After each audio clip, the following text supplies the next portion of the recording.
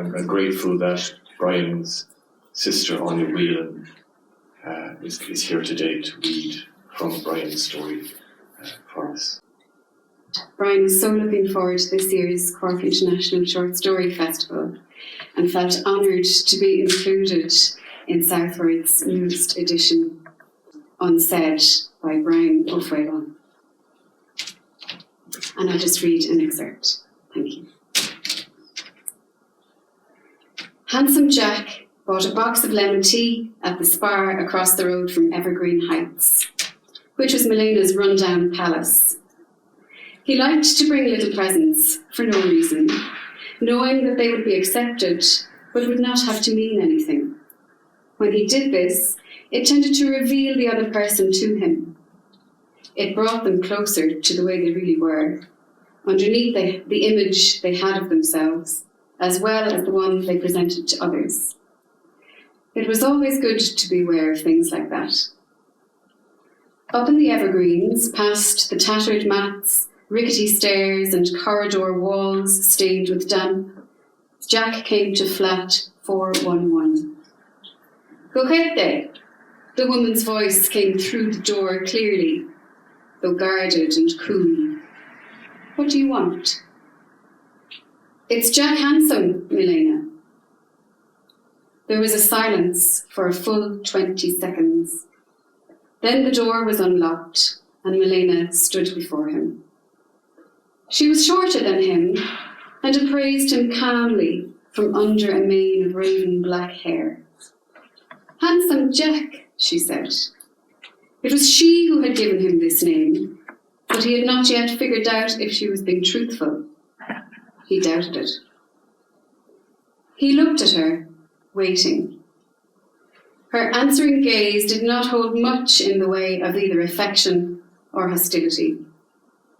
He had counted to 10 in his mind before she lowered her eyes and stepped aside, motioning him for him to enter.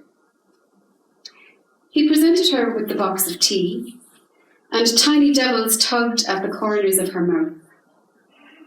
She walked across to the little kitchen opposite the doorway, and as Jack entered the room behind her, she made as if to dump the box of tea in the rubbish bin.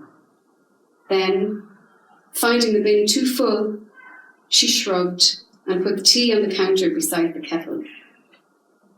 She switched the kettle on and switched her hostess face on too. Have some tea?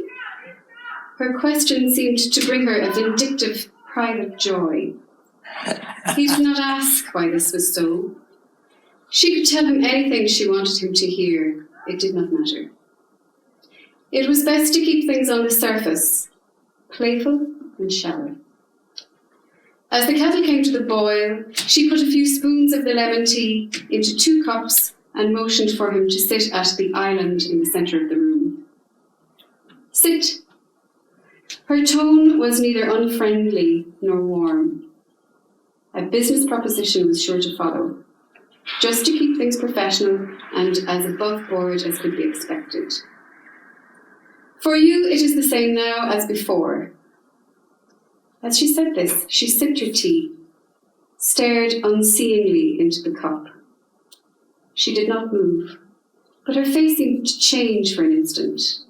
A cauldron of emotions boiling within her, reflected only in her eyes. He did not want to go there, did not want to get thrown out, so he passed no comment. The tea was still hot, and he curled the fingers of both hands around his cup. But today is 1 hour only. Jack nodded at her instructions. Public submission, private self-assertion. It was the only way to get what you wanted sometimes. He continued to look at her, admiring her perfect face and the jet black hair so full and long as it tumbled around her shoulders that it gave her the look of a teenager. How was your day, dear? She seemed angry. Jack didn't think he'd said or done anything to annoy her, but he knew that if he wanted to stay, he would have to be careful. And he did want to stay. Same old, he said.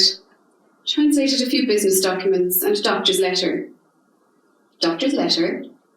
Yeah, A letter from a surgeon in a hospital in Tokyo, saying to a mother how sorry she was that she couldn't save the life of a patient. Felt weird translating that. After what happened to you? Yeah. As Jack rested his eyes on Milena's perfect face, he saw the anger become something different. And you think of this much, she said. Not when I'm with you. Her face lost its lightness and softness, became hard again. Although Jack had seen this transformation occur in many women down through the years, what had intrigued him before was more likely to amuse him now, at least until it began to piss him off. He let it go. Okay, it is time, handsome Jack. We will do it now and then you must leave. No problem. None at all, really. He gathered their cups and put them in the sink. He was about to fill the basin with water from the tap, but the devils were at Milena's face again, where Jack wanted to be. He upended the cups, left them draining into the basin. Jack watched her, watching him as he approached.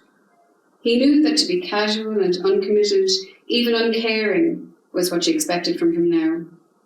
That way, she could see this as nothing more than a business transaction. She was too prideful for anything else, and they both knew it.